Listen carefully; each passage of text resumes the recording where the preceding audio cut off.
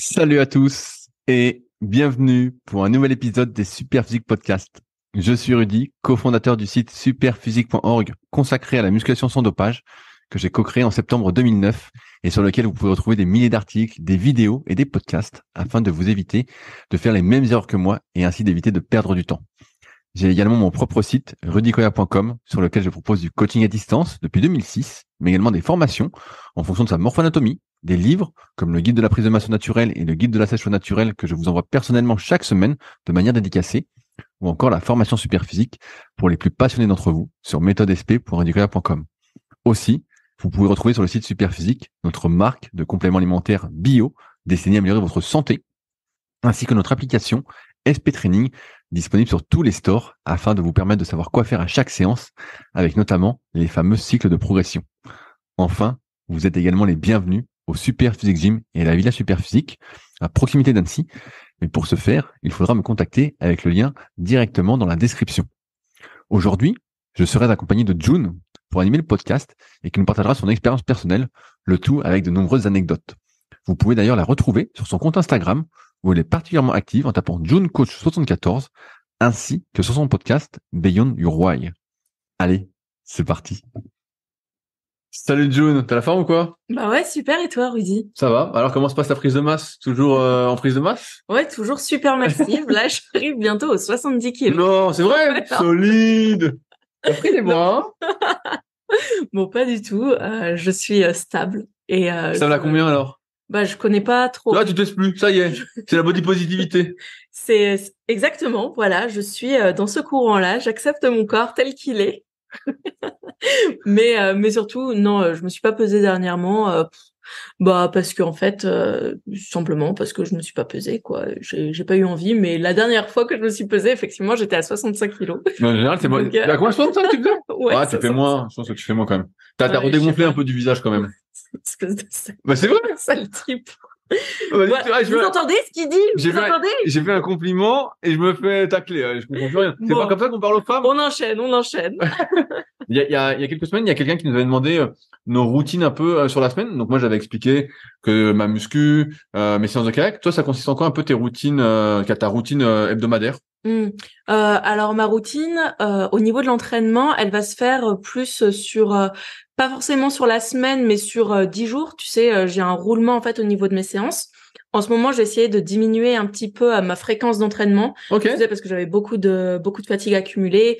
Voilà, j'ai certaines petites choses à régler, ce qui fait que j'ai décidé un petit peu diminuer la fréquence. Mais j'ai quand même 4 à 5 séances. J'ai 5 séances en ce moment différentes, ce qui fait que en ce moment, je m'entraîne 4 fois dans la semaine, mais mes différents groupes musculaires. En fait. Et donc, t'es toujours à 3 séances cuisses sur les 5? Ouais. Voilà, Okay. J'ai toujours 3 séances cuisses qui sont un peu ciblées différemment. Donc pendant un moment, je travaillais vraiment tous les groupes, tous les groupes, pardon, du bas du corps. C'est-à-dire que je faisais autant les quadriceps que les ischios, que les fessiers. Et là, j'ai un petit peu plus splitté pour aussi générer moins de fatigue. Parce que c'est vrai que j'étais vraiment hyper fatiguée. Ça me taxait énormément d'énergie de faire les mêmes groupes musculaires. Mais pourquoi tu fais les cuisses? Je comprends pas, parce que moi j'ai beaucoup d'élèves là en BPGEP justement, quand je leur demande s'ils font les cuisses, ils me disent les cuisses? Ah non, trop fatigant. Ah ouais, bah. Alors pourquoi tu fais les cuisses? Parce que je suis une guerrière, voyons. Et parce que je veux de grosses cuisses. Donc je fais mes 3 séances, mais surtout les 7-8 jours, quoi. Enfin 8-9 jours plutôt. Et j'ai 2 séances upper où je fais principalement le dos, les épaules. Tu fais des tractions? Ouais, j'ai repris un cycle. T'as repris les tractions? Ouais, j'ai repris basique. Et c'est sûr que quand tu pèses 65 kilos, c'est pas la même chose que quand tu en pèses 55. Donc, tu sais, pendant un moment, j'en faisais beaucoup. J'étais bien montée. Ouais, t'en faisais plus d'une dizaine. J'en faisais plus d'une dizaine. J'en ai fait jusqu'à entre 12, 15. Et j'étais montée aussi jusqu'à 10 kilos, mais en série de 4 reps. Là, ça a bien diminué. Ouais, après c'est normal. Parce que aux tractions, je pense que beaucoup l'ont vécu aussi. C'est quand tu prends 1 kilo de poids de corps, c'est comme si, je sais pas, tu prenais 2 ou 3 kilos de lest, quoi. C'est comme si ça comptait vraiment double ou triple. Et j'ai jamais su vraiment l'expliquer, mais c'est vrai que moi là, cette semaine, j'ai senti que j'étais un peu lourd suite au brunch qu'on a fait pour ton anniversaire, pour tes 36 ans. Pas du tout. T'as quel âge? T'as quel âge, toi? J'ai 31 ans. C'est tout? Et Rudy, demain, il aura 46 ans. J'ai Voilà, 46, 56 ans. 56 et je suis très bien conservé d'ailleurs. Moi aussi.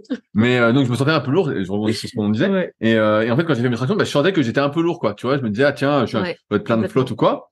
Et donc ça joue. Et donc là t'as repris les tractions. Donc 2 séances. Oh, t'as une séance où tu fais les pegs aussi parce que t'avais arrêté un moment. Non, Ça, je fais toujours pas les pecs pour le moment. Deux fois dos. Je suis fâchée. Donc je fais 2 fois dos avec une fois disons un peu plus un focus aussi sur les épaules, donc deltoïde. Enfin voilà. Ah, tu as fait les épaules à fond alors? Je fais les épaules, mais non, élévation latérale, élévation Y et oiseau basique. Okay. Et un petit peu de biceps et de triceps. Je fais un petit peu de pompe. Allez, c'est mon seul exo-pec. Je refais des pompes. Ah, c'est vrai que t'as repris un peu des ouais, c'est ça.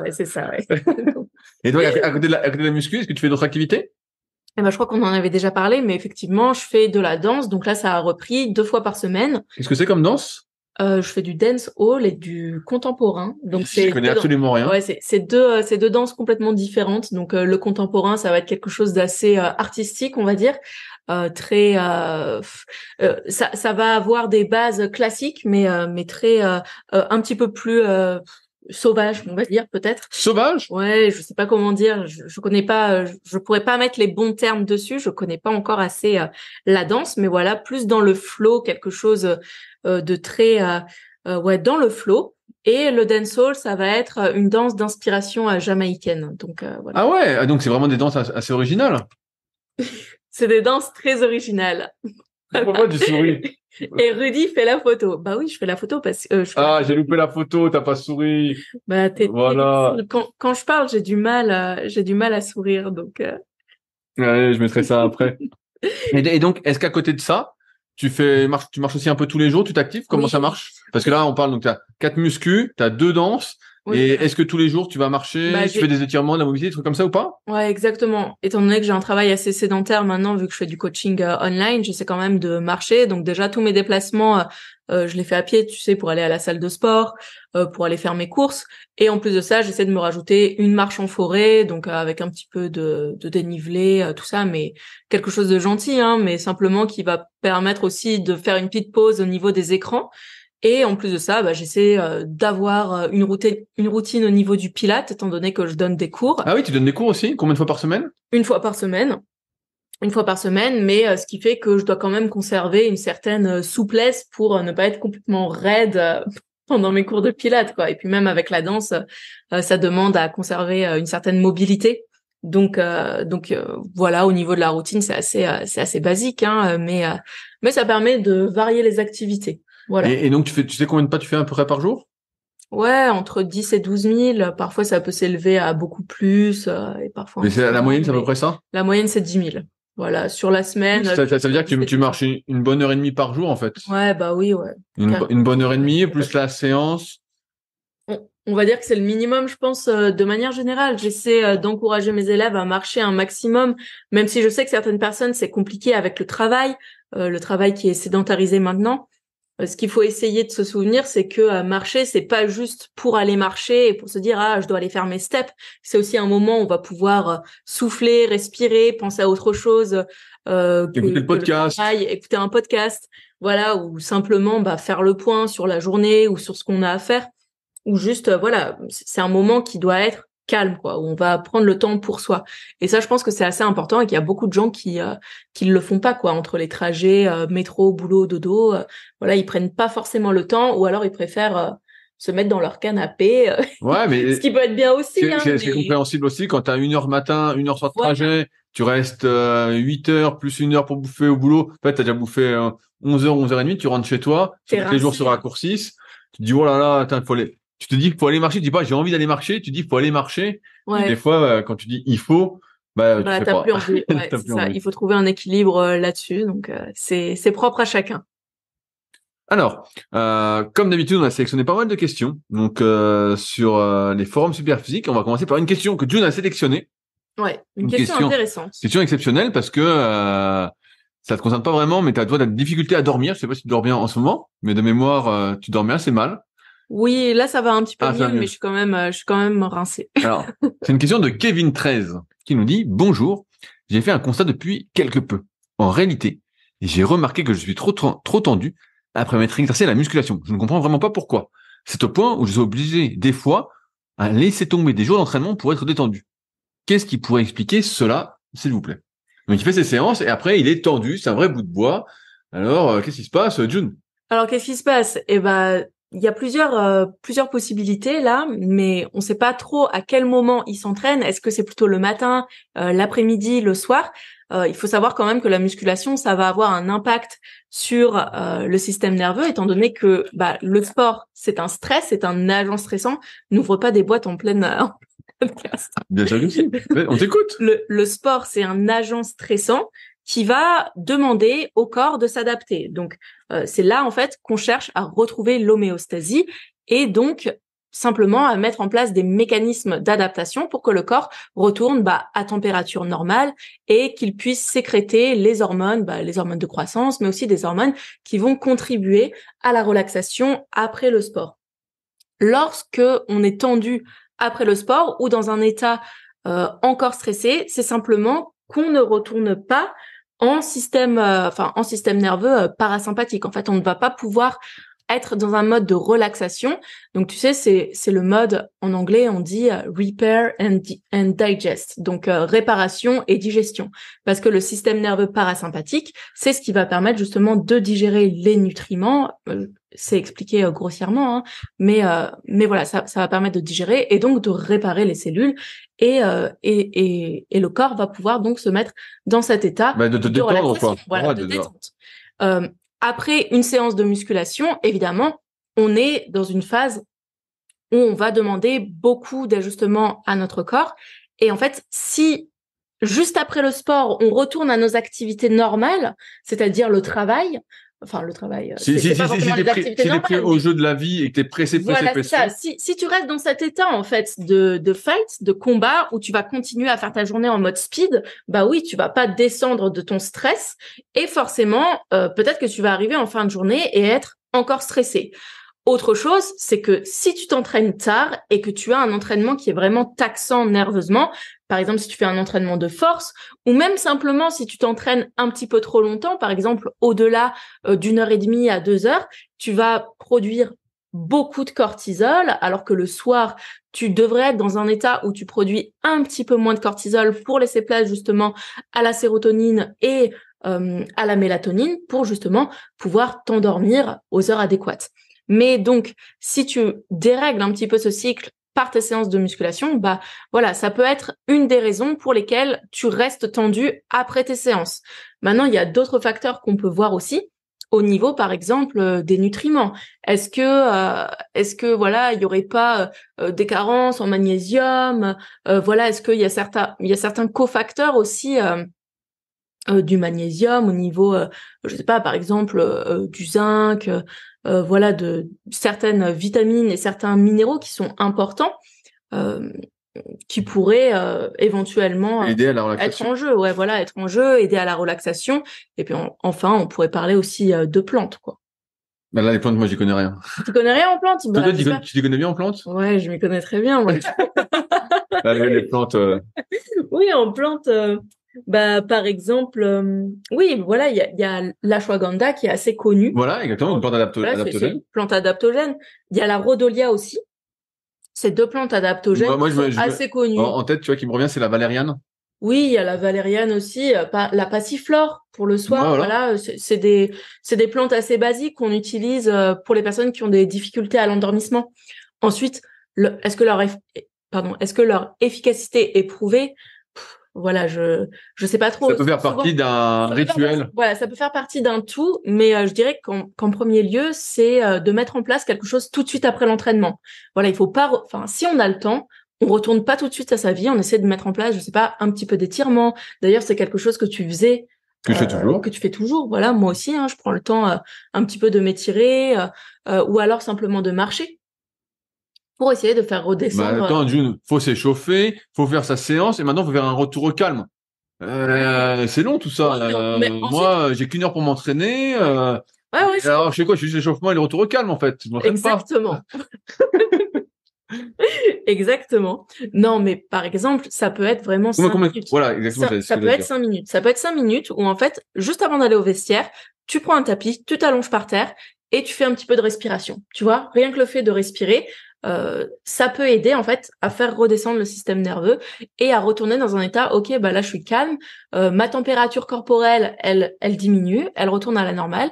C'est bon, je suis prêt à me rhabiller, à me doucher et hop, je retourne à ma vie hyper active. Ouais, non, mais c'est intéressant parce que c'est vrai que on voit là que c'est important d'avoir ces phases de transition. Donc là, je parlais de l'échauffement, je rigolais un peu, mais voilà, l'échauffement qui sert justement à s'activer, à sortir de ce mode sympathique. Et puis en fin de séance, d'avoir ce petit rotorocam qui est pas forcément long, mais qui prend 5 minutes pour se détendre. Et je vais compléter ta réponse. Je sais pas si tu te souviens, si vous avez vu ça en cours BPJAPS ou pas. Mais si on prend n'importe quel bouquin de physio, je pense que c'est expliqué dedans aussi. En fait, chaque personne va avoir un tonus de base. Ce tonus de base va déterminer si on est plus ou moins tendu, si on est plus ou moins relaxé ou pas. Donc moi, par exemple, j'ai un tonus de base qui est assez élevé. Et en fait, si, après votre séance d'entraînement, non mais c'est vrai, elle rigole. Toi, t'as un tonus de base Et toi. très mou, toi. Toi, on voit que t'as pas de tonus, toi. Ouais, c'est Toi, ça. tu devrais chercher, marquer tonifié dans tes objectifs. Bon, bref. Je reprends mon truc. Donc, chaque personne a un tonus de base, euh, plus ou moins élevé, plus ou moins important. Et en fait, quand on s'entraîne, c'est comme si ce tonus s'augmentait. Vous voyez bien, si vous entraînez, notamment quand on s'entraîne avec plus d'amplitude que ce qu'on est capable de faire, si on force beaucoup, et en fait, on va avoir tendance plutôt à se raidir, à être congestionné. Et si on fait rien après la séance pour retourner dans son tonus de base, et ben, en fait, le tonus va rester un peu élevé et on va pas redescendre. Alors après, là, on a caricaturé un peu en disant, t'es en mode parasympathique, en mode sympathique. En fait, c'est toujours, Oui, c'est des nuances. voilà, c'est des nuances. C'est pas bien. Je dis une connerie pour imager. On est à 70% en parasympathique, 30% en sympathique. Et puis, plus ou moins, voilà, ça va varier. Si on s'entraîne et qu'on est vraiment dedans, on va être peut-être à 80% en sympathique et puis que 20% parasympathique. Bref, c'est des régulations qui se font d'un point de vue des neurotransmetteurs, comme John l'a dit. Et c'est vrai que cette fin d'entraînement, elle est souvent négligée. Moi, pendant des années, c'est vrai que je me suis pas trop attardé là-dessus. Je partais de la séance, j'étais content. Bah, quand on fait de la muscu et qu'on est à fond pour prendre du muscle, on est content de partir de la salle en étant tout congestionné. On est énorme, on remet son t-shirt. Mais je sais pas si toi t'as déjà eu ça, mais moi j'ai déjà eu ça pendant des années. Mais ça, c'était une erreur qui conduit en plus à perdre progressivement de la souplesse parce qu'on reste avec un tonus élevé. Donc nerveusement, on envoie le signal que c'est entre guillemets la nouvelle position de repos, le nouveau tonus de base. Donc on perd cette souplesse. Et ce qui fait qu'après, vous allez être obligé de passer pas mal de temps pour réparer cette erreur, alors qu'en fait, comme l'a dit June aussi, il faut se remettre plus dans un mode parasympathique et ça peut passer par la respiration. J'inspire doucement, je fais des longues expirations, rien que ça pendant 5 minutes. Donc 5 minutes, effectivement, des fois on est pressé, on n'a pas le temps, on se dit qu'on n'a pas le temps, mais voilà, mieux vaut faire un exercice de moins et faire ça. Ça peut être faire des étirements passifs tranquillement. Moi, c'est ce que je fais en général en fin de séance. J'aime bien, ça me permet de décongestionner, de me détendre, de discuter en même temps. Ça peut être de marcher, ça peut être de s'allonger sur des tapis, je sais plus comment ça s'appelle les tapis. Les tapis d'acupression. Voilà, exactement. On peut s'allonger là-dessus. On peut juste marcher tranquillement. Ce qu'il faut, c'est éviter de repartir en ayant son tonus trop élevé, parce que là, c'est sûr que ça va être enregistré. Comme vous allez rester longtemps dans ce tonus, dans ce mode d'activation, ça va être votre nouvelle norme. Et si c'est votre nouvelle norme, eh ben, ça va progressivement vous conduire à pouvoir faire de moins en moins de mouvements, à avoir des risques de blessures qui sont accrus. Et c'est pas le but. Et c'est pour ça que des fois, on est stressé après ces séances, en dehors du fait que si on s'entraîne tard, comme a dit June, et qu'on fait des longues séances le soir, bah forcément, après, t'es activé, t'as du mal à te détendre. Et c'est normal. Mais il y a tout ce truc-là de se remettre progressivement, voilà, en mode détente, qui est important. Et moi, j'explique chaque année aux élèves à qui je donne des cours. Ben ouais, il y a ce retour au calme que beaucoup de personnes négligent, mais déjà que ça néglige l'échauffement, mais c'est hyper important. Voilà, 5-10 minutes, mais encore une fois, il faut avoir le temps. Et c'est pour ça que j'aime pas trop quand il y a des personnes qui disent ah moi j'ai 1 heure pour m'entraîner le midi.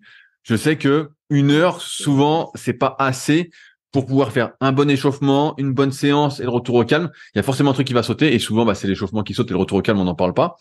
Et c'est pour ça que je préfère plutôt préconiser, si on a le choix, encore une fois, c'est toujours une histoire de compromis, faire la séance, faire ces séances d'entraînement quand on a du temps, quitte à faire moins de séances dans la semaine, au lieu d'en faire 4, peut-être en faire que 3, mais 3 bonnes séances, voilà, on sent que c'est productif, plutôt que 4 à la va-vite, qui, en fait, à terme, sur le long terme, vous le savez, vont faire plus de mal que de bien, et c'est pour ça qu'il faut toujours essayer d'avoir cette vision plus à moyen long terme qu'à court terme, mais je pense que, comme vous nous écoutez, vous êtes déjà convaincu de ça. Tout à fait. On est bon pour cette question, June? On est bon pour cette question. Alors, J'enlève. Alors, question qui me qui m'interpelle et qui est assez intéressante de Sphax 31. Je rappelle, pour ceux qui veulent poser des questions, pour les podcasts, ça se passe sur les forums Superphysique. Donc c'est www.superphysique.org et puis il y a un petit bouton forum et vous pouvez poser vos questions et on y répond à l'écrit, mais aussi en podcast quand on veut détailler un peu plus. Donc Sphax 31. Bonjour à tous. Je mesure 1m76 pour 88 kg et je cherche naturellement à perdre du gras tout en conservant mes muscles. Je m'entraîne en split sur 5 jours, le matin de 6h à 7h. Donc tu vois, on retrouve un peu ce qu'on disait tout à l'heure. Ouais. J'aurais voulu savoir 2 choses concernant la perte de gras. Dois-je réduire mes glucides, sauf avant l'entraînement, et conserver les protéines avant et après pour ne pas perdre de muscles? C'est bien ça? Donc question intéressante qu'on va développer. Deuxième question, dans mon split 5 jours, je n'ai pas de cardio. Si je rajoute 45 minutes à 1 heure de vélo tous les soirs, est-ce que ça peut m'aider à accélérer le processus? Ou cela fait trop et va me faire consommer trop de ressources? Merci beaucoup de vos réponses. Alors June, est-ce que il doit conserver ses protéines avant et après l'entraînement pour ne pas perdre de muscles? Bon, Mais déjà... mets du contexte. Allez, on va mettre du contexte parce que en fait là, voilà, il demande s'il doit pas réduire ses glucides. Attends, je dois réduire les glucides sauf avant l'entraînement. Ok, oui, c'est ça.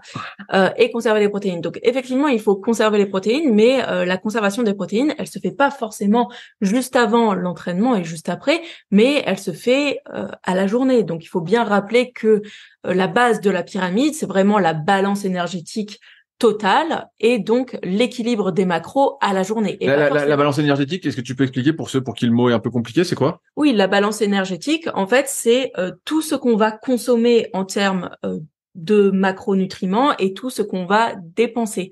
Donc toute l'énergie, toutes les calories qu'on va consommer et toutes les calories qu'on va dépenser. Donc qui se font la dépense énergétique, elle se fait à travers l'entraînement, à travers le cardio, à travers notre métabolisme de base et à travers aussi notre dépense énergétique, simplement notre activité spontanée, si tu veux.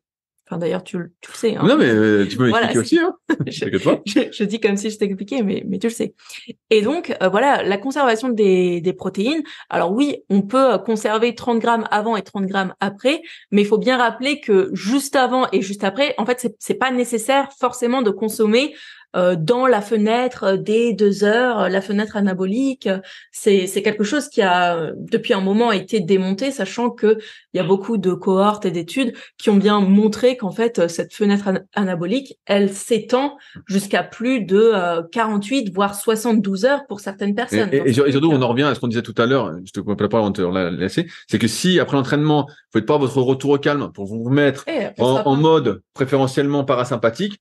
Si tu prends tes protéines juste après, en fait, ton tonus est tellement élevé que la digestion est un peu perturbée. Donc là, ça a peut-être moins de sens. Exactement. Ouais, les personnes qui se précipitent sur leur shaker juste après, en fait, elles sont pas encore en l'état de pouvoir processer la digestion. En fait, elles sont pas dans la capacité moins bien digérer, moins bien assimiler les nutriments. Donc, en fait, autant attendre. Autant faire ton retour au calme. Voilà, autant faire son retour au calme, c'est ça. Ok, donc en fait, c'est la quantité de protéines sur la journée qui va aider à préserver au maximum ses muscles? C'est ça, exactement. Et comme il est dans une période de déficit et que c'est un homme, bah voilà, ensuite je sais pas quel est son niveau, mais je tablerai sur grand minimum 1,6 et encore je suis gentille, moi j'aime mieux taper dans les 1,8 grammes de protéines par kilo. 1,8 et comme il est en déficit, on peut même augmenter à 2,2 simplement pour favoriser la satiété parce que voilà, en général, chez certaines personnes, ça va permettre de favoriser cet état de satiété. Ensuite, c'est vraiment très individuel et à contextualiser selon la personne. Voilà, première chose. Et donc, dans son split, de 5 jours, il n'a pas de cardio. Si je rajoute 45 minutes, 1 heure de vélo tous les soirs, est-ce que ça peut m'aider à accélérer le processus? Bah, moi, je trouve que c'est beaucoup, hein. Non? Ensuite, ça dépend de sa dépense énergétique. En fait, ça dépend à quel moment, il en est et ça dépend à quelle intensité il en fait. S'il fait ça tranquillement devant, je sais pas, devant une série ou, Mais quelle série, par exemple? Friends? Je regarde pas. Une d'enfer? Une d'enfer, c'était bien. Une trop belle famille. Malcolm. C'est vrai que tu ressembles un peu à Dewey, toi. Ouais, je sais. Et oui, donc voilà, s'il rajoute 45 minutes, 1 heure, ou en écoutant un super podcast, voilà, bah écoute, ça peut très bien se passer. Maintenant, s'il fait ça intensité zone 4, zone 5, tous les soirs, bah il va être rincé. Est-ce que cela fait trop et que ça va consommer trop de ressources? Ça dépend par rapport aussi à son NEAT quotidien. C'est quoi le NEAT? Le NEAT, c'est la dépense, c'est la non-exercise activity thermogenesis. Donc, c'est l'activité qui n'est pas reliée à l'entraînement. Donc, par exemple, lorsqu'il va marcher, lorsqu'il va jardiner, s'il fait de la danse, voilà, on sait jamais, hein, peut-être qu'il danse. Mais voilà, donc c'est relié à ça. Et si, par exemple, il est environ à 15 000 pas par jour, plus un métier actif, plus, je sais pas, plus de la danse, plus de la natation, enfin voilà, j'en sais rien, hein, et ben ça va être un petit peu trop. Par contre, s'il a un métier plutôt sédentaire, où il est plus peut-être à 6 000 pas par jour, 7 000 pas, avec pas trop de dépenses et pas trop de déplacements, bah oui, ça peut être intéressant de mettre un petit peu de cardio, 45 minutes à 1 heure, dans le contexte d'une perte de gras. Alors, je complète ce qu'a dit June. C'est vrai que là, Sfax, ce qu'il faut que tu vois, c'est que la perte de poids, quand tu veux vraiment te transformer physiquement, c'est encore, je me répète, mais c'est une sorte de long terme. Le but, c'est pas de maigrir le plus rapidement possible pour se retrouver au poids que tu veux être, c'est de te dire quel corps je souhaite avoir pour toute ma vie. C'est plus ça l'idée qu'il faut se mettre en tête pour justement ne pas être trop pressé et faire les choses correctement. Là, ton idée de perdre du muscle ou pas, pour moi, c'est pas la question que tu dois te poser, c'est plutôt comment organiser mon alimentation pour qu'elle soit tenable. Encore une fois, sans ressentir trop la faim, sans ressentir trop les frustrations, même si tu vas être un peu frustré parce que tu manges vraiment que tes besoins. Progressivement, tu mangeras peut-être de moins en moins. Tu vas devoir forcer un petit peu la perte de poids parce que ton corps va résister. Voilà. Mais après, c'est pas dit quand est-ce que ça va arriver, mais voilà. Un régime, c'est toujours ça. Je disais souvent à mes élèves quand je préparais des gars qui faisaient des compètes, c'est résister à la faim. Ta faim, tu dois résister à la faim. Tu dois être capable de te restreindre. Et aujourd'hui, dans ce monde, peu de personnes sont capables de se restreindre dans ce société d'opulence, de confort, comme dirait Fabrice. Toi, t'es opulent, toi. Ouais, allez. Elle se déride aujourd'hui, je trouve, June. On va reparler de son poids, je pense. Donc, voilà ce que je voulais dire. Donc, premier point. Donc, c'est pas une histoire de timing des protéines, comme a dit June, mais c'est vraiment une histoire d'équilibre sur la journée, de manger un peu moins que tes besoins ou de dépenser plus. Et dans ce cas-là, sur ta deuxième question, ce qu'il faut voir sur l'entraînement, entre guillemets, en endurance, qui pour toi, c'est plus une manière de rajouter de la dépense calorique, c'est que tu peux pas passer du jour au lendemain de zéro activité cardio le soir de vélo à 5 fois par semaine, 45 minutes, 1 heure. Moi, j'ai déjà fait des conneries comme ça avant de m'y intéresser. Hein. Et en fait, quand j'ai acheté mon bike erg, c'était le moment du confinement, et je me disais, bah tiens, tous les soirs, je vais en faire un peu, c'est cool tout ça. Et en fait, en plus de la muscu, et ben en fait, tu te rends compte que t'es rincé, quoi. T'es rincé, même si tu pédales dans la semoule, tout ça. En fait, comme t'es pas habitué, tu vas avoir les cuisses qui congestionnent. Donc en plus, si tu fais ça le soir, tu vas avoir du mal à dormir juste après. Il faudrait vraiment que tu pédales très très mollement, mais il y a de fortes probabilités que t'aies pas de conditions, et c'est pas une critique, hein, c'est aussi mon cas vu que là je fais plus trop de vélo, c'est que tu congestionnes, donc c'est une activité qui est très musculaire, qui est pas tant cardio, et je l'ai souvent expliqué aussi, c'est que quand tu vois ceux qui font du cardio par exemple tous les jours, ils sont venus progressivement. Tu peux pas demain passer de 0 séance à 5 séances de vélo, même si c'est peu traumatisant, c'est trop.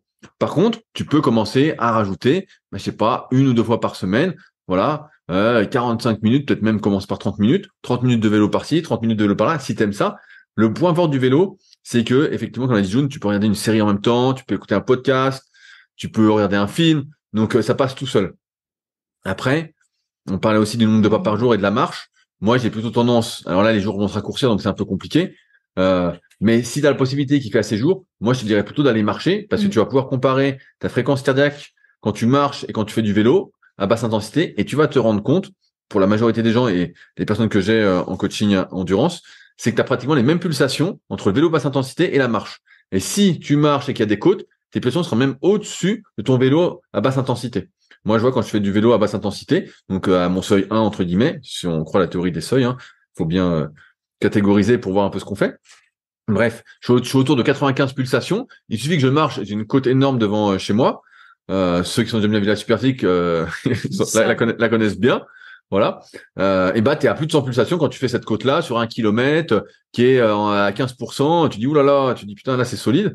Et donc c'est pour ça que finalement t'es peut-être pas obligé de faire du vélo, tu vas juste aller marcher. Et ça, ce sera quand même beaucoup moins musculaire, ce sera plus cardio, ce sera plus peut-être en mode justement parasympathique pour te relaxer, tu vois, avant de dormir, que de faire du vélo qui va en plus, si du vélo stationnaire, te faire transpirer à fond. J'en reparlais ce matin à mes élèves en PGEPS. de mémoire, le rendement, entre guillemets, énergétique de l'être humain, c'est que tu as 75% d'énergie qui est dissipée sous forme de chaleur, ta sueur, entre guillemets, et t'as que 25% de rendement.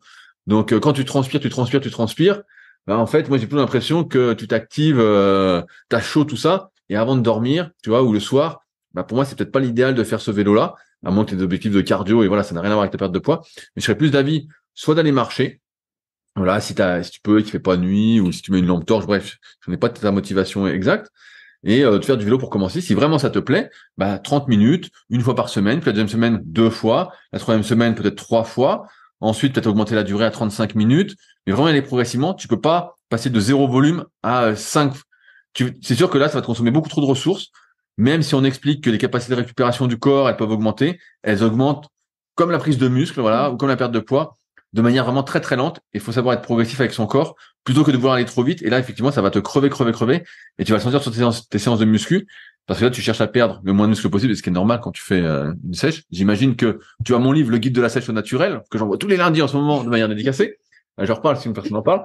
Bref. Et donc, ça passe aussi par l'entraînement, par le fait que tu aies de l'énergie à l'entraînement, que tu puisses continuer à t'entraîner, que tu puisses essayer de maintenir tes charges, ouais, vraiment continuer à progresser. Et si tu fais tout ce vélo-là du jour au lendemain, bah, d'expérience, voilà, tu vas être rincé, tu auras plus de jus, tu vas perdre de l'explosivité, ton système nerveux va être à plat parce que tu seras en mode sympathique le soir, le temps que tu redescendes, c'est une nouvelle activation. Tu vois, et moi, c'est un truc avec lequel aussi je m'inscris un peu en faux. Il y en a beaucoup, je peux voir sur les réseaux qui disent, voilà, parce que mon pote Sean a beaucoup parlé de la zone 2, mais a mis quelques nuances, mais voilà, on aime bien, en tant qu'être humain, des fois, voir noir ou blanc, et ils disent, ah, la zone 2, ça fatigue pas, t'en fais, ça te crève pas.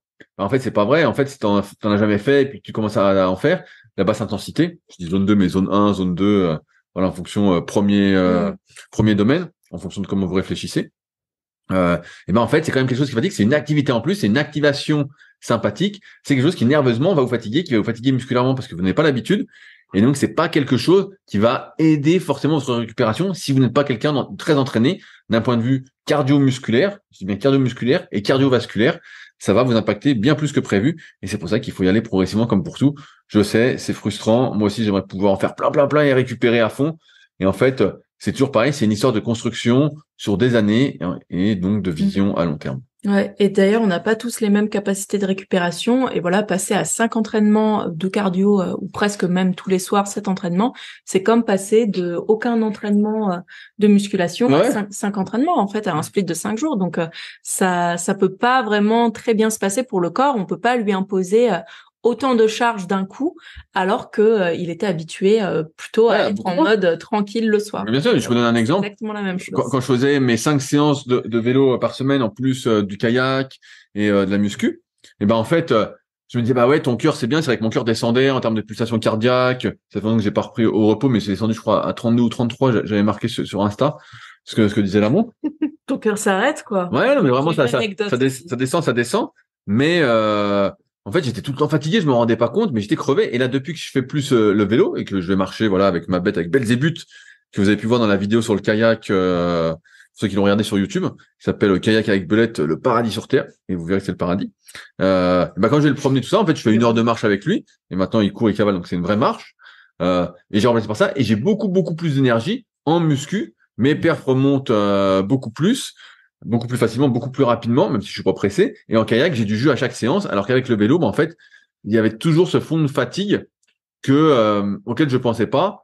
Un peu comme, allez, j'en sais une petite pique, comme ceux qui font du jeûne intermittent, qui disent ouais, je suis en forme. Bah, essaye de manger normalement, tu vas voir que normalement, de manière plus classique, en tout cas, et tu vas voir que tu as beaucoup plus la forme. Tu vas voir que tu as beaucoup plus d'énergie pour t'entraîner. Mais bon, après, c'est pas les mêmes objectifs. Et en général, quand tu fais du jeûne intermittent, c'est pas d'être le plus musclé possible, d'être le plus en forme possible, d'être le plus performant possible. C'est plutôt un mode de vie tourné vers, entre guillemets, la longévité, même si c'est à débat. C'est à débat. Allez, tu voulais renchérir là-dessus ou pas, June? On peut passer à autre chose. On va passer à autre chose. Alors, une question de Big Bendé. C'est marrant comme pseudo. Il a mis la photo de Bane en plus. Tu le connais, c'est Bane dans ma panne. J'aurais besoin d'avis pour l'exercice quadriceps. Après des mois à m'acharner sur les squats arrière sans aucun progrès, merci à la morphologie de Sauterelle. Donc, je rappelle que Sauterelle, c'est les gens qui sont plutôt longilignes, qui ont des très longues jambes, notamment les fémurs, des très longs bras, le buste court en comparaison du bas du corps. C'est ce que j'explique notamment dans mon bouquin Le guide de la musculation naturelle et de manière plus détaillée dans le tome 1 et le tome 2 de la méthode Superphysique pour ceux qui veulent apprendre à s'analyser. Bref, j'ai tenté plusieurs exercices avant de jeter mon dévolu sur le squat gobelet. en complément de la presse à cuisse qui me va plutôt bien. Cependant, j'ai l'impression que je vais vite arriver à une limite de charge.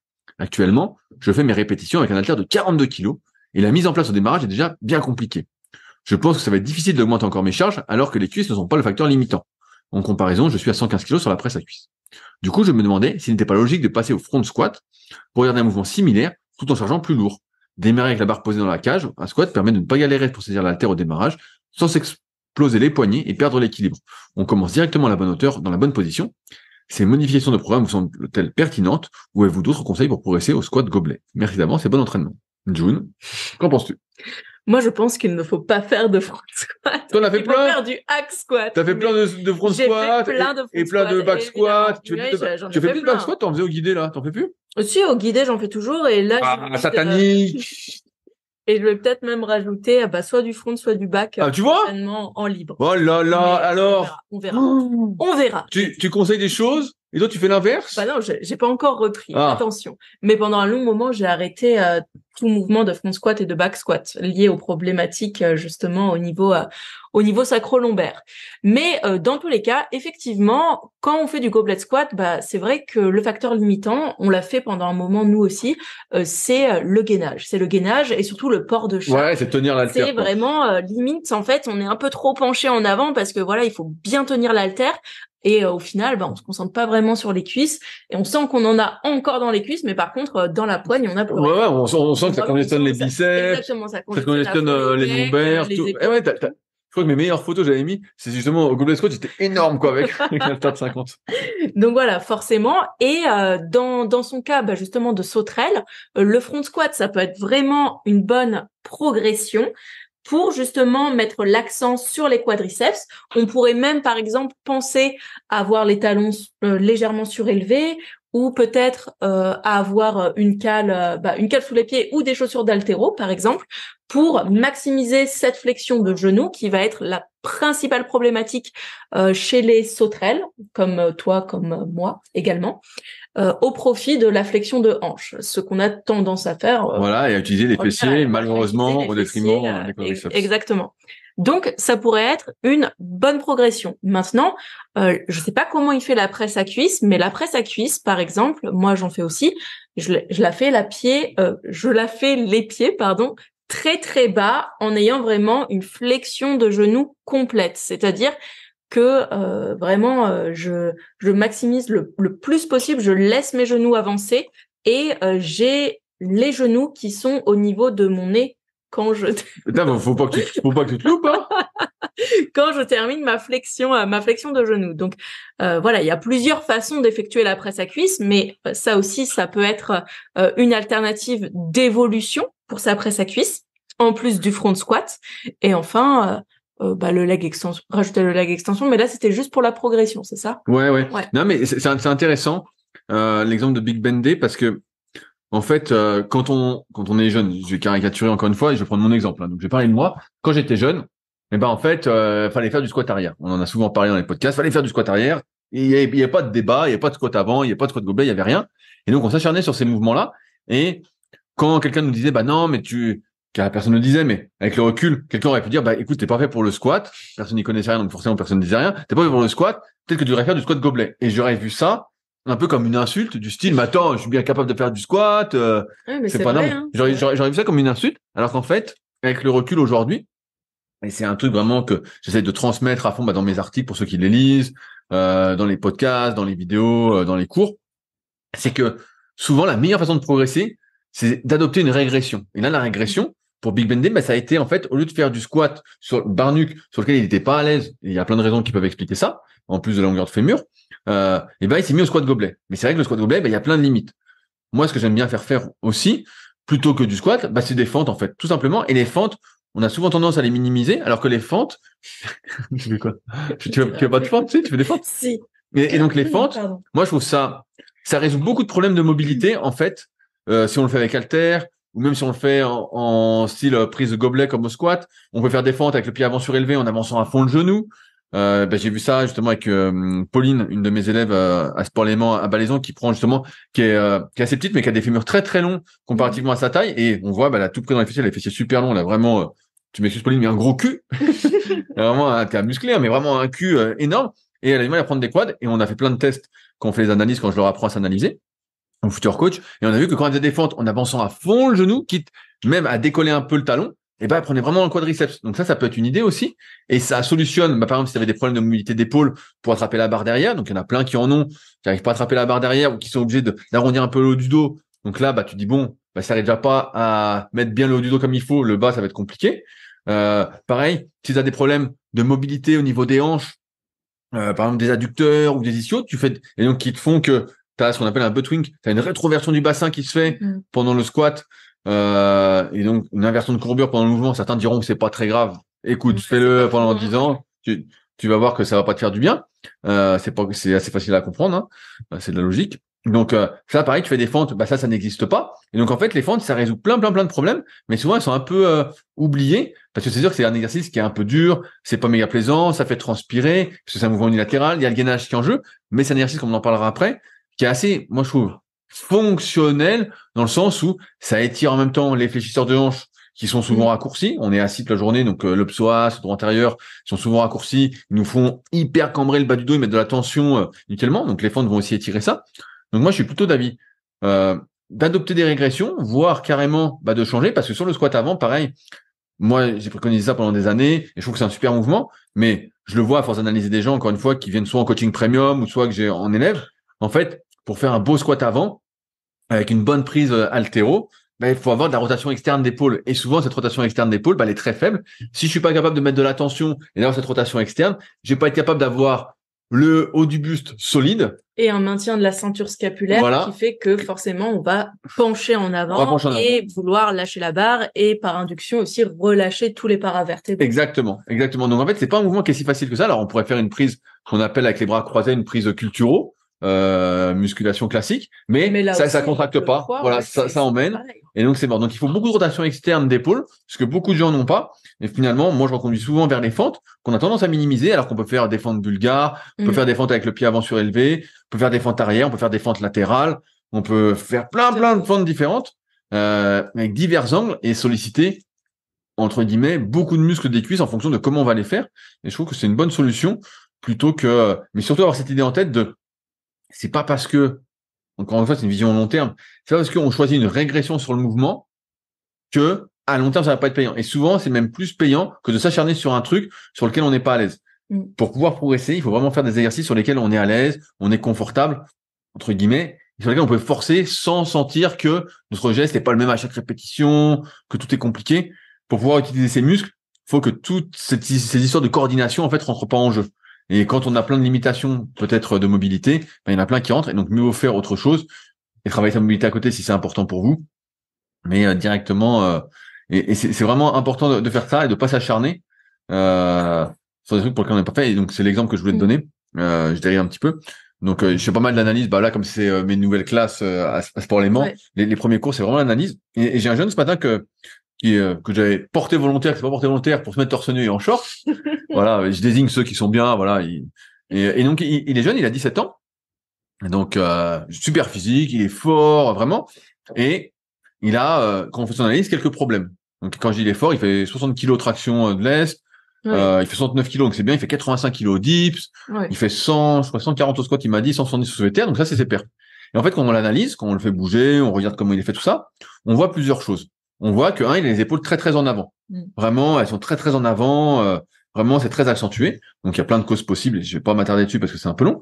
On voit que, quand il fait un squat à vide, en fait, il peut pas faire un beau squat à vide, il penche à fond, il y a une énorme rétroversion du bassin. On se dit, c'est compliqué. Quand je lui fais faire un soulevé de terre, donc juste un hinge, tu sais, reculer les fesses en arrière, je lui fais reculer les fesses en arrière, on voit que il peut pas beaucoup les reculer, il arrondit tout de suite le bas du dos. Donc, c'est-à-dire que les ischios, souvent, il manque de force, il manque de mobilité, il se laisse pas étirer. Et donc, c'est là que c'est intéressant, c'est que je lui dis, voilà. Donc, plutôt bienveillant, je lui dis, voilà, si tu veux performer à terme et faire des bonnes performances, tu dois, aujourd'hui, peut-être faire du soulevé de terre partiel et pas du soulevé de terre complet, travailler ta mobilité, ce qu'on va voir dans mon 3e cours, on voit ça ensemble, comment analyser les articulations, comment travailler ça, tout ça. Je dis sur le squat, voilà ton amplitude. Donc là, aujourd'hui, tu manques de mobilité au niveau des chevilles, et c'est vrai, on regarde tes chevilles. Donc peut-être faire en attendant du squat gobelet. Split squat. Voilà, du split squat, des fentes bulgares. On avance le genou comme Exactement. Après, on a avancé le genou pour travailler cette mobilité. Donc, il y a plein de choses à mettre en place. Il peut masser un peu ses solaires, ses jumeaux avant de faire ça. Puis ensuite, mobiliser sa cheville et ensuite faire des fentes, par exemple, en avançant à fond les genoux ou du squat gobelet avec les talons surélevés. Bref, plein de choses pour essayer d'avoir plus de mobilité. Si c'est pas une mauvaise, entre guillemets, configuration osseuse, une configuration osseuse différente. Et pareil, donc, il me dit, j'ai aussi mal au sternum parce que je voyais qu'il était debout, il essayait de se faire craquer le dos. Donc, j'ai un peu mal au dos. Et je dis, bah ouais, parce que là, en fait, ton soulevé de terre, c'est sûr, sans que tu te filmes ou quoi, je sais que tu le fais dos rond. Je dis, c'est pas possible. Et je dis, ton squat, et tu vas au-delà de tes capacités. Donc, je dis, tu devrais justement régresser pour progresser. Mais comme il est jeune, j'ai eu la sensation qu'il avait pas trop envie de ça, parce qu'en fait, il voit le court terme, et il m'a dit qu'il avait une compétition, et c'est intéressant, il avait une compétition en juillet. Donc, je dis, bah, on est en septembre. Je dis, c'est nickel. On est en septembre, t'as le temps de reposer les bases, tout ça. Je dis, si un jour tu veux faire 150 au dips, vu qu'il a 17 ans, ça fait un an qu'il s'entraîne, il a comme un sacré potentiel. Et vraiment, il a bien développé de ça pour un an. Et je lui dis, bah ouais, là, t'as le temps, tu devrais reposer les bas, tu devrais régresser. Et pour conclure, il me dit, bah voilà, j'ai mal au sternum quand je fais des dips. Ouais. Ah bah je lui dis forcément, ça arrive, c'est souvent le cas quand on est jeune. Beaucoup, quand t'es jeune, que tes cartilages costaux sont pas encore vraiment solidifiés. Normalement, ça peut aller jusqu'à 25 ans. Que t'as les épaules très en avant, que donc t'as les épaules très en avant, donc ton pec se laisse pas étirer. Et le surétirement. Voilà. Et donc c'est un surétirement, donc il a pas l'amplitude thoracique nécessaire pour faire des dips, même s'il fait prise serrée, parce que prise large ça le démonte. Fait prise serrée, en fait, il est possible qu'il se pète le sternum à terme. Ouais, c'est vrai. ça existe, on rigole, mais ça existe. Et donc la solution, c'est de retravailler sa mobilité, de retravailler sa souplesse, de se masser, de prendre du temps.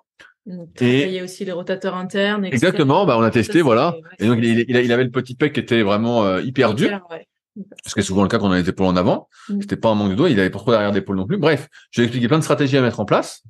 Et en fait, j'ai eu l'impression que il n'allait pas les mettre en place, alors qu'en fait, c'est ça la solution. Et j'espère qu'il va comprendre. C'est régresser pour l'instant pour mieux progresser à terme. Et si on fait pas cette démarche-là, c'est sûr que ça va mal finir. Pour l'instant, c'est la réponse du jeune ou de beaucoup qu'on voit sur les réseaux, c'est de dire, pour l'instant, ça va. Bah, ça va. T'es resté debout 20 minutes, tu t'es fait craquer le dos 3 fois. À 17 ans, ça va pas trop. Je lui dis, c'est pas normal. Il dit, ouais, mais ça va. Non, ça va pas. Tu peux pas banaliser un mal de dos à 17 ans. Parce que pour l'instant, bah, le lendemain, tu récupères, ça va. Mais à 18 ans, ça se trouve, il faudra 2 jours. Et puis après, à 20 ans, il faudra 3 jours. Comme on peut voir en power, en force athlétique, des fois, il y a des gars, qui ont des hernies discales. Ils ont 20 ans, 22 ans. Ils ont 2-3 hernies discales. Ils sont massacrés. Ils sont massacrés. Et le but, c'est pas de tourner vers ça. C'est encore une fois d'avoir cette vision long terme, de régresser pour progresser, pour vraiment pouvoir exploiter son potentiel, tout en sachant, comme disait Marc Vouillot à l'époque, que de toute façon, ça va mal finir, mais le but, c'est que ça finisse mal le plus tardivement possible, quoi. Ouais. Et c'était intéressant de voir, malheureusement, que, comme toujours, j'ai l'impression qu'on tourne en boucle, beaucoup sont obligés de faire les mêmes erreurs qu'on a faites, et de perpétuer ça. Il y a juste mon pote Tristan, Ironman, qui un coup on avait discuté, je dis mais arrête de faire ton squat et ton soulevé de terre, il était passé dans un trip power là, il était devenu fou et il a dit voilà, j'arrête tout ça, nanana, il s'était fait un peu charrier là-dessus. Il a eu raison, il fera beaucoup de problèmes, ça n'empêchera pas d'en avoir peut-être d'autres par sa pratique des sports d'endurance, mais il héritera beaucoup de problèmes en arrêtant de charger à fond sur ses exercices, de rechercher la force, tout ça. Alors peut-être qu'il avait les capacités, mais quand on n'a déjà pas les capacités de mouvement pour pouvoir faire ces exercices à vide, vraiment bien, et ben c'est suicidaire de le faire avec des poids. Et dans ce cas-là, il faut travailler sa mobilité. Mais là, après, ça nécessiterait tout un podcast. Et je crois que j'avais fait un podcast spécial là-dessus. Bref, on en reparlera si ça vous intéresse. En tout cas, sur voilà. Juste pour terminer sur le sujet, comme tu as dit à un moment, il faut trouver les bons exercices, mais pour trouver ces bons exercices, il faut parfois un petit peu expérimenter. D'où parfois les questionnements, est-ce que je fais du front squat, est-ce que je fais du goblet squat? C'est les bonnes questions. Voilà, c'est ça, c'est des questions. Et dans les ajustements de programme, bah voilà, sur vos programmations, en fait, vos exercices, ils doivent pas changer toutes les semaines. Mais c'est normal que de temps en temps, vous vous dites peut-être, ok, là cet exercice, je bloque un petit peu, ça fait un moment que j'ai un petit palier. Est-ce que je mets une progression, donc front squat, ou alors je change un petit peu le pattern du mouvement avec par exemple un split squat. Enfin c'est le même pattern mais en unilatéral. Et peut-être que effectivement ça va permettre une nouvelle progression, des gains musculaires et voilà, et de garder ce mouvement pendant plusieurs semaines, plusieurs cycles d'entraînement. Donc voilà, tout est une question encore une fois d'individualisation, mais ça je pense que tout le monde l'a compris. Ouais, mais faut pas avoir peur de tester. Souvent, on est dans une routine qui fonctionne. Et c'est vrai que moi, je suis plutôt partisan de tant que ça fonctionne de pas changer. Mais ça n'empêche pas de faire des tests en même temps. En fin de séance, de tester un exercice et puis te dire, ah tiens, finalement, ça a l'air bien. Bah tiens, peut-être que je vais remplacer ça par ça. C'est pas du temps de perdu. Le temps de perdu, c'est de jamais tester et de rester dans sa petite routine, de pas sortir, comme on dit classiquement, et un peu de manière exagérée, de sa zone de confort. Mais faut pas hésiter à tester. Moi, je suis toujours en train de tester des trucs. Je vois, je tiens, c'est bien, c'est pas bien. Mais ouais, souvent on a peur de tester. On se dit bah non, tu te rends compte, qu'est-ce qui pourrait se passer? Bah il va rien se passer de particulier. En fait, faut juste que tu testes pour voir ce que ça donne. Et là, pareil, Big Ben, tu vois, on donne notre avis, mais tu peux tester le squat avant. Ça se trouve, t'as une super mobilité d'épaule, tu peux bien poser la barre, t'es à l'aise sur le mouvement du squat avant. Bon après, t'es sauterelle, donc je suis pas convaincu quoi. On verra. On verra, mais c'est à On veut tester. une vidéo. Oui, tu peux mettre une vidéo sur le forum et on regardera. Bah, effectivement, je regarde souvent les vidéos qui sont postées sur le forum, mais ouais. Après sur le gobelet, je finis là-dessus. À 40 kilos, la solution même moi à 50 kilos pour prendre l'haltère pour pas m'emmerder à faire un épaulé, Le mettre d'une box. c'était le mettre sur une box ou le mettre sur un truc vraiment en hauteur pour prendre directement l'haltère à la bonne hauteur. Mais c'est vrai qu'après, bah, c'est la prise qui gêne. Mm. Et si ton but c'est de prendre des cuisses au maximum, bah, effectivement, faut essayer d'éliminer au maximum les points faibles du mouvement, qui sont la prise, le gainage, on va dire, du haut du corps, qui vont t'emmener en avant. Donc voilà. Tout à fait. Alors, c'est une question pour Juno, encore. De Arnold Gott. Bonjour à tous. Je me pose des questions sur l'alimentation depuis un moment. Je mesure 1m78 et pèse 70 kilos. J'entends souvent dire que l'alimentation participe à 70% des résultats en musculation. Mais admettons, celui qui n'a pas d'alimentation précise, qui mange toujours gras, il ne prendra pas de muscle tout court, ou il prendra du muscle et de la force, mais avec du gras. Merci d'avance. J'adore ce genre de questions. Alors, June, qu'est-ce qui se passe si je mange n'importe Mais- comment? Est-ce que j'ai quand même progressé ou pas? Alors déjà, dans sa question, il y a plusieurs choses parce que, voilà, admettons celui qui n'a pas d'alimentation précise, qui mange toujours gras. Mais, enfin voilà, il y a d'autres choses qui sont, entre guillemets, pires que l'alimentation grasse. Il y a l'alimentation ultra transformée, très riche en graisses saturées, très transformée, très processée, que le corps va plutôt mal assimiler. Moi, j'aime bien les petits plats Marie. Et Je trouve c'est quoi que c'est pas ça? mal. Ah, t'avais reconnu ça? Qu'est-ce que On est de la même c'est? génération. Ah non, moi j'avais pas de plat préparé, mais j'avais des cordons bleus, le gaulois. Le Gaulois! Ouais, je le Mais ça, crois. c'est du bon poulet. Je crois que c'est du poulet label Ah, rouge, ça, c'est top sûr, qualité. hein, c'est top Mais je sais pas s'il y a qualité. du poulet par contre dedans. Non, je Il y a suis le pas logo, sûre. mais Mais il y a que le logo. Mais voilà, donc 70% en musculation. L'alimentation, c'est 70% en musculation. des Pour résultats, moi, je veux dire. oui, des résultats. Mais pour moi, en fait, faut comprendre quelque chose, c'est que pardon, j'ai T'as un un bug. bug. T'as un J'ai bug. un Tu veux bug. que je reprenne la main ou pas? Non, non, c'est bon. C'est que l'alimentation, c'est 100%, en fait. Ça contribue 100% à ton évolution, tout comme l'entraînement contribue 100%. On dit souvent qu'il y a un truc 80-20 ou 50-50. Mais en fait, pour moi, quand on veut, disons, évoluer physiquement, il faut y mettre du cœur, en fait. Il faut y mettre du cœur, il faut y mettre de la volonté. Et ça passe tant par l'entraînement que par l'alimentation. Je dis pas qu'il faut être nutri-nazi, mais en fait, il faut se donner le moyen de ses objectifs et donc avoir une alimentation structurée. Je dis pas qu'il faut tout peser au gramme près, mais il faut varier ses apports, avoir une qualité nutritionnelle et bien au-delà pour sa progression en musculation, c'est même pour sa santé en fait que ça va être important d'avoir une alimentation adaptée à ses besoins, qui soit équilibrée en macronutriments. Maintenant, pour ce qui est de sa question, est-ce qu'on peut prendre du muscle, étant donné que le stimulus vient quand même du stress mécanique? Bah oui, peut-être qu'il va prendre du muscle, mais je pense que les résultats vont être bien moindres avec une alimentation qui est très grasse et qui est par exemple faite à base de cordon bleu, de poulet le gaulois et de plats Marie. Par contre, T'as pas connu les plats Marie, c'est vrai? non, j'ai pas connu. Tu sais, c'est des plats tout prêts, là. Ouais, mais j'en Tu sais, ai les vu. pubs à la télé quand on était gamin. Non, je sais pas. Ma mère, elle a acheté pas Parce ça. que comme t'es un peu plus vieille que moi, tu as vu ce truc à la Bah télé? non, non, je suis beaucoup plus jeune. Ça se voit pas, hein. Ouais, bah si, ça se voit. Quel menteur! Je vais le frapper. Mais donc, je pense que ça va amoindrir en effet les effets de la musculation, pardon. mais surtout que ça va induire des dérèglements au niveau des marqueurs métaboliques, de la santé métabolique, tout simplement. Et en plus de ça, ça pourrait induire une mauvaise récupération et donc des mauvaises performances, à terme, et peut-être même un risque de blessure en raison de l'inflammation qui va se créer dans l'organisme par une alimentation de mauvaise qualité.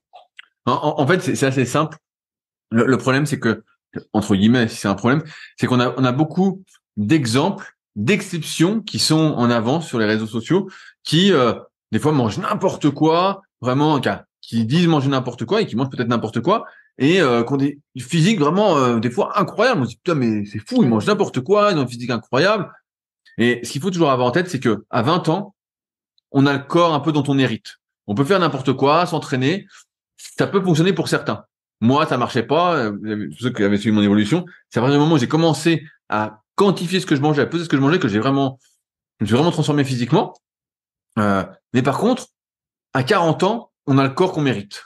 Ça, il n'y a pas de doute. C'est que vous pouvez bouffer, certains à 20 ans peuvent bouffer toutes les pizzas qu'ils veulent, toutes les saloperies qu'ils veulent. Il y a des bonnes pizzas. C'est une petite pub à Lougardo, on n'oublie pas. Mais voilà, vous pouvez bouffer toutes les pizzas que vous voulez, toutes les fast-food que vous voulez. Pour certains, en fait, ça va passer inaperçu. Ils ont la génétique de leur côté.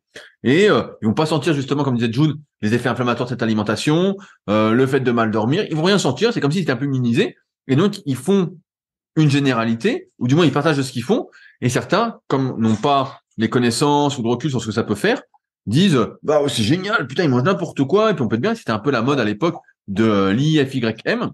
L'IFIM, j'avais fait plein de vidéos. Et puis, il y en a plein qui étaient, outré de dire que c'était bidon, tout ça. Il disait, mais non, c'est super, regarde, vous faites des gâteaux, tout ça.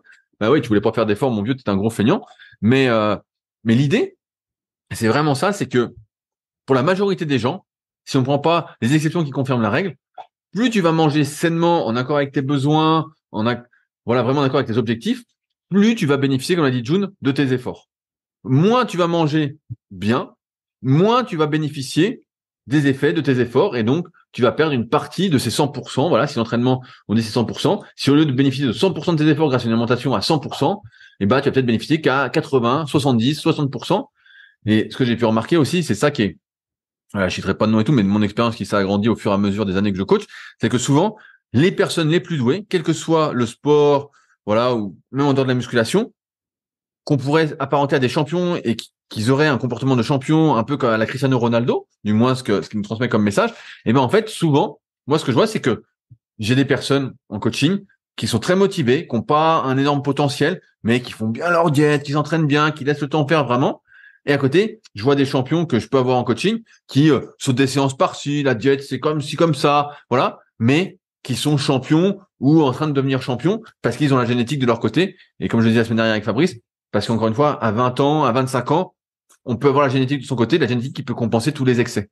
Mais à 40 ans, à 35, 40 et plus, ça compense plus. On le voit bien, les gars, ils disent, ah, moi, je peux manger n'importe quoi, regarde tout ça. À 40 ans, s'ils continuent ça, ils ont un petit bidon, ils ont du gras, ils sont skinny fat, ils ont un peu de sein, ils se sont transformés progressivement, en ce qu'ils bouffaient, quoi, en exagérant.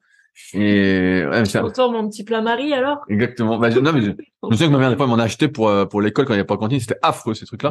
C'est le plat préparé là. Je mangeais à la cantine moi. Ah putain, toi t'étais une riche, c'est vrai. Bof. Voilà. Mais non mais des fois il n'y avait pas de cantine donc on avait ça. Et tout ça pour dire que c'est pas que tu vas pas prendre de muscle. Et tu vois j'ai un exemple cette semaine. J'ai Gino, je sais pas s'il il m'écoute. Qui m'a écrit pour prendre un suivi diète et on discute tout ça et puis c'est vrai qu'il mange n'importe quoi. Je peux prendre un exemple, j'ai un peu en tête sa diète de ce qu'il faisait avant. Le matin, bol de lait, 10 cuillères de Nesquik, tu vois, et je sais pas, après c'est pas des madeleines, c'est des gâteaux, je sais plus ce qui est marqué mais un truc qui ressemble à des madeleines quoi. Voilà. Le midi, c'est pas de carbo, il faut plein de fromage, les lardons, tout ça. Enfin bref.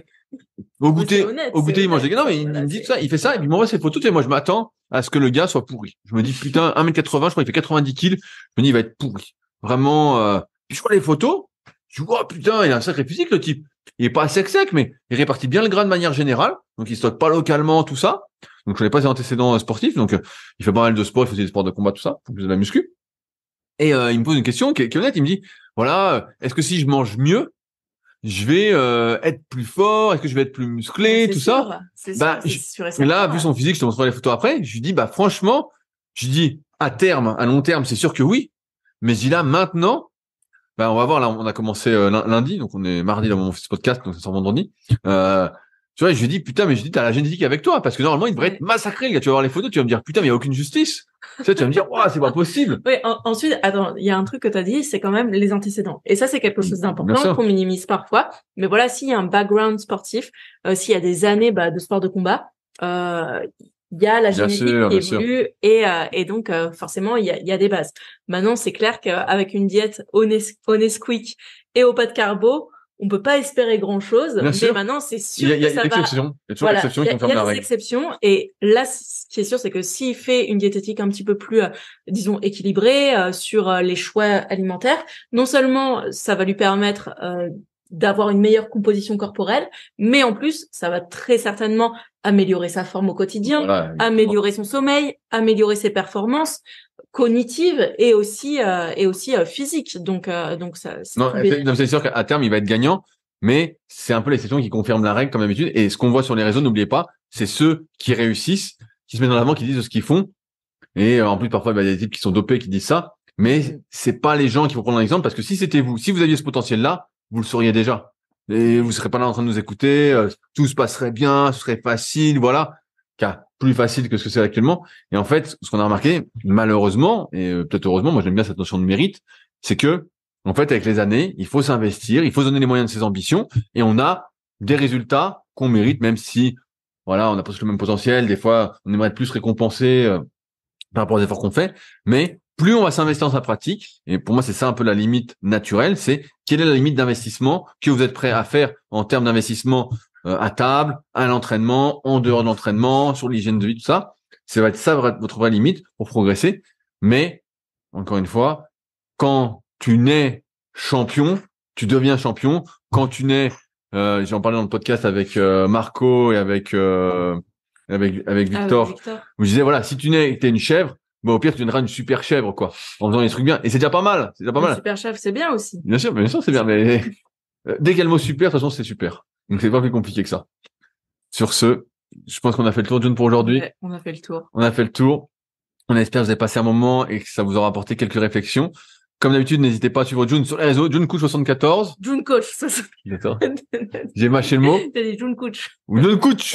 June Coach. Et le podcast? Le podcast Beyond Your Why. Bon, il est un peu en pause en ce moment, mais je reviens bientôt avec de nouveaux épisodes. Pourquoi c'est en pause? T'as du mal à trouver des invités? Non, il y a eu quelques difficultés à trouver des invités, mais j'ai eu pas mal de travail surtout. J'ai pas pris le temps en fait d'avancer. Là, j'ai quelques nouveaux intervenants qui vont venir et surtout j'ai quelques idées aussi de podcasts solo pour parler de certaines choses, notamment au niveau du système hormonal. Voilà. Ok, on écoutera ça avec intérêt. Puis comme d'habitude, pour ceux qui sont intéressés, rendez-vous sur superphysique.org.